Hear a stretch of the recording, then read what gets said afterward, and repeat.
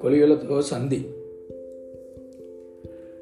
గౌతముడు రాజగృహంలో ఉంటున్నప్పుడే మరో 5 పరివ్రాజకులు వచ్చి గౌతముని కుటీరం పక్కనే మరో కుటీరాన్ని ఏర్పాటు చేసుకున్నారు. వారు కౌండిన్యుడు, అశ్వజిత్తు, కశ్యపుడు, మహానాముడు, బదూకుడు అనే 5. వారు కూడా గౌతముని స్ఫురద్రూపాన్ని చూసి ముగ్ధులయ్యారు.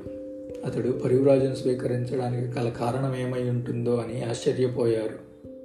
బింబిసార మహారాజు పూర్వం ప్రశ్నించిన విధంగానే వారు ఈ విషయమై అతన్ని ప్రశ్నించారు.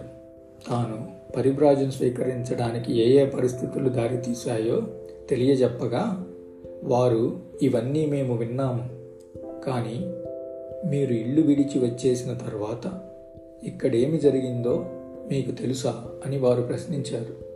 తెలియదు అని సమాధానమిచ్చాడు సిద్ధార్థుడు.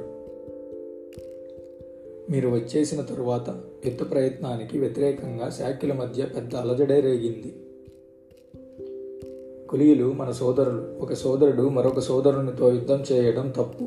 సిద్ధార్థ గౌతముని దేశ బహిష్కారం గురించి ఆలోచించండి అనే నినాదాలతో ఉన్న పతాకాలను చేతబూని బాలబాలికలు, స్త్రీ పురుషులు ప్రదర్శనలు, ఊరేగింపులు జరిపారు. ఆ ఆందోళన ఫలితంగా శాక్య సంఘం ఒక సమావేశాన్ని ఏర్పరిచి ఈ సమస్యను పునరాలోచన చేశారు. ఈసారి కులీయులతో యుద్ధం సంధి చేసుకోవాలని అధిక సంఖ్యాకులు అభిప్రాయపడ్డారు. కులీయులతో శాంతి సంప్రదింపులకై రాయబారులుగా వ్యవహరించడానికై 5 శాక్యులను ఎన్నుకోవాలని సంఘం నిర్ణయించింది.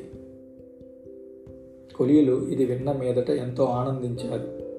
శాక్య రాయబారులతో మంతనాలు జరపడానికై వారు కూడా 5 కులీయులను ఎన్నుకున్నారు.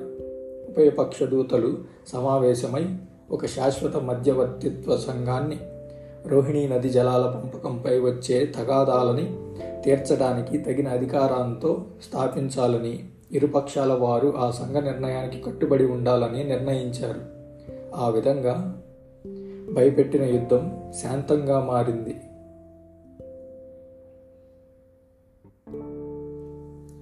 జరిగిన వృత్తాంతమంతా ఈ విధంగా గౌతమునికి తెలియజేసిన మీదట పరివ్రాజకులు ఇలా అన్నారు: పరివ్రాజకునిగా కొనసాగాల్సిన అవసరం నీకింక లేదు. కాబట్టి ఇంటికి వెళ్ళి కుటుంబంతో కలిసి ఎందుకు ఉండకూడదు? ఈ శుభవార్త విని నాకు ఆనందం కలిగింది. ఇది నాకు ఒక విజయం. కానీ నేను మా ఇంటికి తిరిగి వెళ్ళకూడదు.